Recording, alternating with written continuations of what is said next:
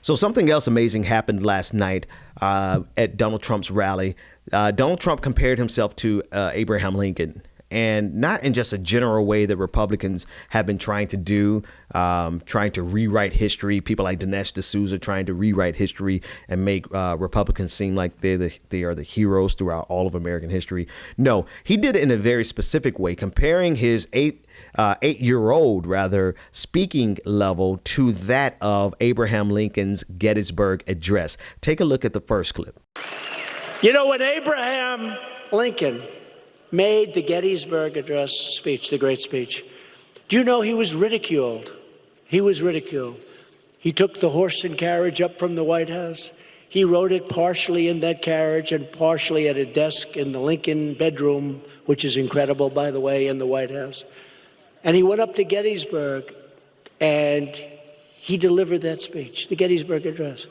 And he was excoriated by the fake news. They had fake news. He was excoriated.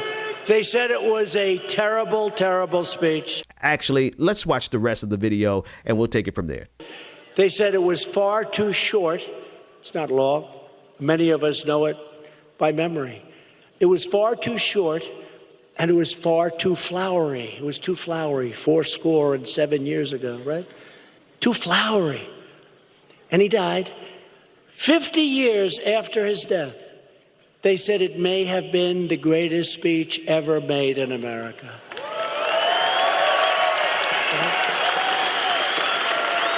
Pretty good. Pretty good. I have a feeling that's going to happen with us. So here's the president of the United States who legitimately speaks at the 8-year-old level, who can't pronounce a 4-syllable word, anonymous, who is driven by his megalomania, his narcissism, and his sociopathy. Comparing himself to one of the greatest icons in American history, who I'm sure as we dig into, or actually not sure, I'm confident that there are things in Abraham Lincoln's legacy that are up for debate. But that's not what we're discussing here. The president of the United States, Donald Trump, who is more akin to our village idiot than anything else, not only compares himself directly to Abraham Lincoln, but compares his speeches to that of the Gettysburg Address. I don't really, you know what, from the Washington Post, Jeet here, he said it best. This is what he said on Twitter. He said, quote, "This nation shall have a new birth of freedom, and that this government of the people, by the people, for the people, shall not perish from the earth." Abraham Lincoln.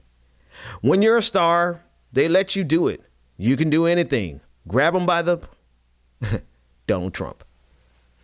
That's what we're dealing with here. That's how ridiculous this assertion, this idea that Donald Trump is a conservative hero on the level of comparing him to the progressive hero that Abraham Lincoln is, or was rather.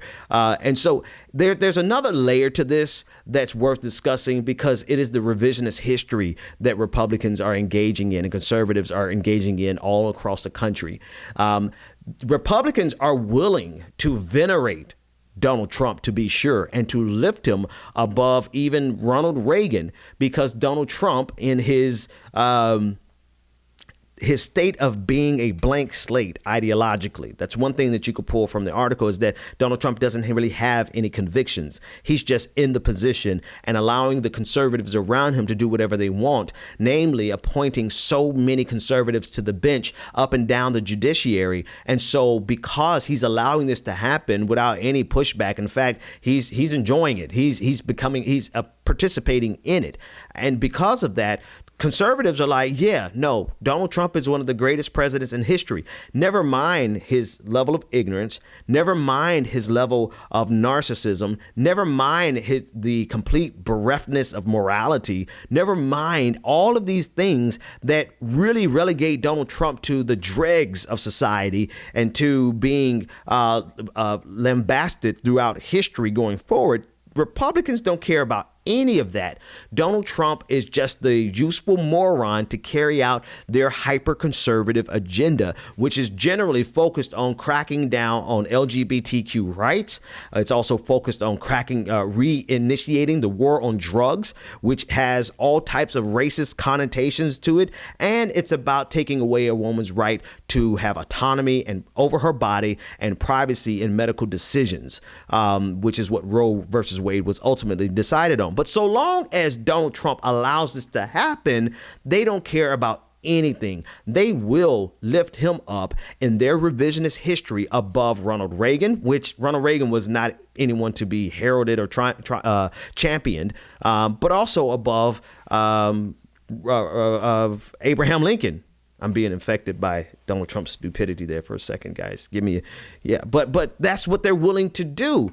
And the one glaring irony of this, as they try to maintain this mantle of being a part of the original Republican Party and the revisionist history that they're participating in, and they're prepared to lift this moron Donald Trump into the to the halls of American history that rivals that of Abraham Lincoln. The biggest irony of this is that the Republican Party today is nothing like the Republican Party of old. It is antithetical to the Republican Party of old.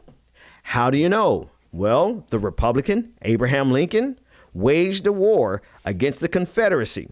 And right now, today, in the South is owned by the Republican Party, the Confederate flag waving South of the Republican Party. This is who they are. And all the revisionist history attempts by people like Dinesh D'Souza cannot erase the fact that the racist Southerners who have their heritage in the original Confederacy against which Abraham Lincoln waged the Civil War, they are not the party of Lincoln. They are not the party of abolitionists. They are the party of Southern segregationists and slave owners that simply made their shift once they realized that the Republican Party was no longer a party for them